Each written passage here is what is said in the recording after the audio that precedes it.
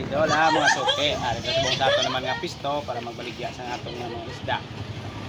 Kasi shout out ulit sa mga customer ko nga kabalik-balik diya kada adlaw. Salamat gid sa pagdala sa aton nga isda. Available pa sa mga isda mga suke mga idol. Ari naman bago naman eh. Hindi na ni buhi, patay na ni ginaisa na namo no. Gagmay na ni. Tag 160 lang ang kilo ha.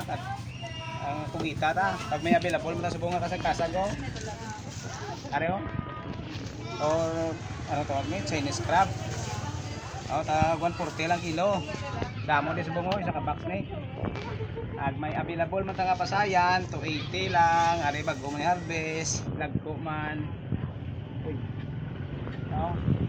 sayan kag bang rosta kasi gabang mata yan 200 lang kilo pag may ari matang bakali 200 man ang kilo pag may tuloy ta nga isda bago gini nga tuloy kasi gapang mataya